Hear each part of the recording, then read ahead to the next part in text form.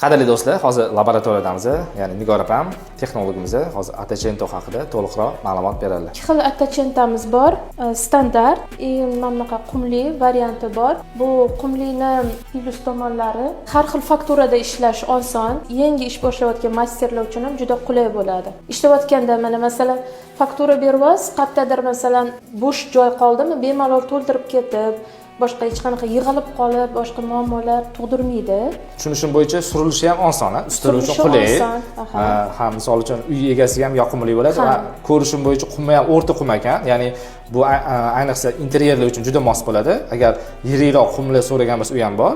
U asosan tashqi fasad uchun mo'ljallangan bo'ladi. Keyin unaqa xiralashi boshqa bo'lib ketmaydi. O'z holatini yo'qotmaydi. Yaltiroqligi qoladi. Ayniqsa o'sha bu narsaga e'tibor beringlar. Attachento o'qiganda iloji boricha xonani yargi qilinglar, chunki bu attachento yorug'likni xohlaydi. Qancha xonanglar yorug' bo'lsa, shuncha yaxshi ko'rinadi. Ya'ni отражение chiroyli ko'rinadi. O'shani iltimos shunga uchastka qurayotgan, remont qilayotgan kukalarni shunga iltimos e'tibor bersanglar yaxshi bo'lardi. Qattiqlik darajasi juda ham yuqori, ya'ni mexanik ta'sirga juda ham kuchli bo'ladi. Mana qirganingizda hech qanaqa toshlar to'kilib ketmaydi.